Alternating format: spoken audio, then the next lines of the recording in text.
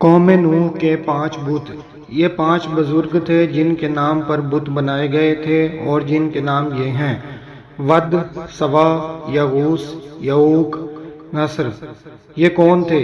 یہ حضرت نوح علیہ السلام کے زمانے کے نیک اور صالح انسان تھے جن کی پرستش کی جاتی تھی۔ بعد میں حضرت موسیٰ علیہ السلام کی قوم بھی ان کی پوجا کرتی تھی۔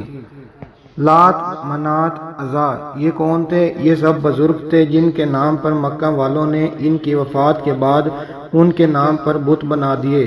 ابن عباس رضی اللہ عنہما نے لات اور عزا کے حال میں کہا کہ لات ایک شخص کو کہتے تھے، وہ حاجیوں کے لیے ستو گھولتا تھا۔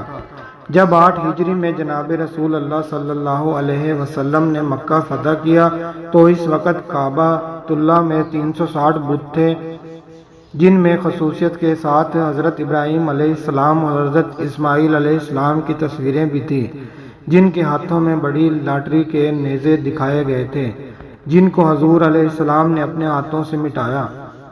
عرب کا ایک مشہور بت تھا جس کا نام حبل تھا۔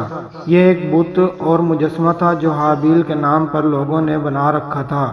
چونکہ قابیل نے اپنے بھائی حابیل کو اپنی خواہش کی تکمیل کے لیے شہید کیا تھا، اس لیے اس شہید مظلوم سے عرب کے مشرک مصیبت اور تکلیف کے وقت خاص طور پر جنگ کے موقع پر مدد مانگتے تھے، جیسا کہ ابو سفیان نے بحالت کفر جنگ احد میں اعلی حبل کا نعرہ بلند کیا تھا۔ اصل میں یہ سب بڑے بزرگ گزرے ہیں۔ ان کے انتقال کے بعد شیطان نے اس زمانے کے لوگوں کے دلوں میں یہ بات ڈالی کہ ان بزرگوں کی عبادت گاہوں میں ان کی یادگار قائم کرنی چاہیے۔ چنانچہ ان لوگوں نے وہاں نشان بنا دیے اور ہر بزرگ کا نام پر مشہور ہو گئی۔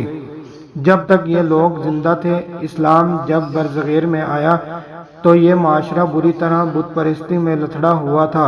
اسلام میں بت پرستی حرام ہے، اس لیے قبر پرستشی آہستہ آہستہ رواج پانے لگی۔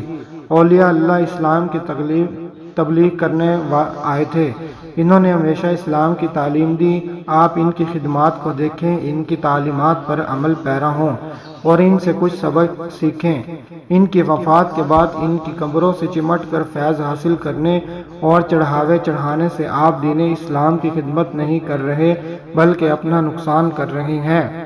اس لیے مسلمانوں کو چاہیے کہ اپنے آپ کو ایسے شرک سے باز رکھیں اور خالص اللہ تعالیٰ کی عبادت کریں اور اللہ تعالیٰ سے ہی مدد مانگیں۔